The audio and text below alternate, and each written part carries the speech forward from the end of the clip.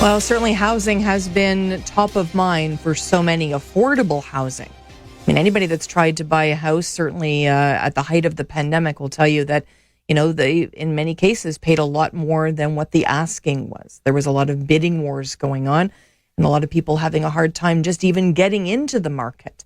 Definitely very, very challenging. And we know that this is top of mind. It was top of mind during the provincial election, top of mind during the federal election. We know it's coming up to that municipal election, October the 24th. And housing is on the mind of many of the voters here in Ottawa. We wanted to spend some time today with Dean Tester from Make Housing Affordable. Hi, Dean. Hi, Sam. Dean, it's challenging to buy a house these days. I mean, it's the market has cooled a little bit. What are you hearing? Well, you know what? It's the same old story. I mean, even though the market has cooled a little bit, interest rates have gone up, and first-time home buyers are paying more than ever. It is incredibly difficult to get in this market, and I think there's an entire generation of people who are feeling priced out. And if we don't take urgent action, people like me may never be able to afford a home, and so that's why we're working to try and get City Hall to take some meaningful action. And it's interesting, you say people like yourself, Dean. I mean, you're a professional. We've shared your story before. You make great salary. I mean, in many cases, it's people that just can't afford that down payment or can't afford, that type of house. Yeah, and that's what it's come to in Ottawa. And 5 years ago, when I started my business, I could have bought a house. I chose to invest in my business instead. And since then, I've doubled my salary. I'm doing quite well for myself. I consider myself very lucky and privileged. But the price of houses went up faster. And now I'm in a position where I can't afford even a 40 or 50-year-old condo on the outskirts of town. It's just become so unaffordable for people in the city. It has been very challenging. We know that at tomorrow's City Planning Committee meeting, there's going to be some discussion on this. Let's talk a little bit about inclusionary zoning. What is that term, Dean? Right. So basically what we're seeing at City Hall right now is politicians waving a magic wand and saying, affordable housing up here. But that's not how it works.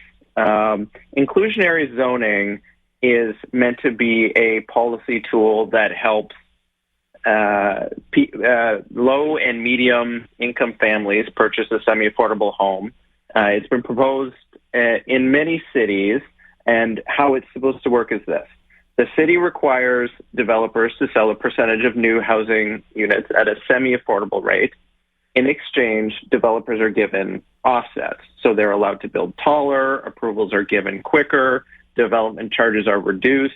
The theory is that under this model, everybody wins. We get semi-affordable units built, and developers are still able to make a profit, so their projects are still viable. But here's the problem in Ottawa. They aren't doing any of that. The version of inclusionary zoning proposed by the City of Ottawa right now is to force developers to include a percentage of affordable housing with no offsets. And that's why I call it the magic wand approach. It's just not going to work. And here's what I think will happen instead. We're going to see less housing built. The housing that we do build is going to be less affordable. And we're going to have a system where first-time home buyers are competing for those inclusionary units that do get built. And 90% of those people are going to lose. And the people who buy homes at full price are going to be subsidizing the people who win the inclusionary zoning lottery. It's taxing the middle class to help the middle class. It's nonsensical. It's bad policy. And it does nothing to help folks looking for market rate housing. And it also does nothing to help folks who need affordable social housing. So do we have a sense then, Dean, if somebody's building 100 units, how many would be inclusionary? Yeah, so the city has a target of 10% right now. And 10%, so if, obviously, 10 houses. I mean, if a lot of people are looking for those, to your point, and they do it through a lottery system, that's going to be challenging for people like yourself. Well, absolutely. And, compared to the G7 average for houses, for cities like Ottawa, we're about 70,000 houses short already. We're roughly 10 years behind where we need to be. and we've got an official plan that commits to not building enough houses to keep up with population demand. So we're already behind. We're getting further behind. Policies like inclusionary zoning can be helpful, but the version that's being presented at City Council, in my opinion, is actually going to make things worse. And the other important piece of this that I want to talk about quickly is affordable social housing. We have a huge backlog in this city, and we've got a homelessness crisis. We've got hundreds or thousands of people who are either underhoused or living on the streets. And, in my neighborhood, I live right next to affordable housing, and there's a 5 to 10 year wait list to get in. Right. And that's obscene. And these are people who are in desperate need. And inclusionary zoning does nothing to help these people. What we actually need is public funding. We need money to clear the backlog for affordable and social housing. We need to build affordable units. We need to get people off the streets and into homes. The city needs to budget more money for this, and they should be aggressively working with the provincial and federal government to secure more funding. I think this has to be an urgent priority for the next council. Dean, who are your allies around the table, the council table right now? It's a good question. Every time I chat with the councillor, they seem to get it, but there's an election coming up, right? And so councillors are trying to balance some complicated interests. I think one of the most challenging things that city councillors face is the loud and often angry and well-organized voices of not in my backyard campaigners. These are people who every time, a duplex goes up on a street, 50 neighbors show up to complain that it's going to block their view or create a shadow, and it turns every single development in this city into a political fight. And so that's why I'm hoping in the next election we'll elect a slate of councillors who will commit to ending exclusionary zoning, which is basically means we're going to get rid of those political fights and make more housing options available by right. We can end R1 zoning. We can increase height limits across the city. We can build missing middle housing. That's how we tackle the affordability crisis. That's how we build a better city. That's how we get the politics out of it. To your point about not in my backyard, I was really surprised. I live in Barrhaven, as I share here a lot on City News, and there's a parcel of land sort of behind the Loblaws, sort of near St. Joseph's High School, Green Bank, Jockvale, sort of in that area. And there was a proposal put forward to build, I believe it was 32 units there. And the community, some members of the community, I should say, came out against that.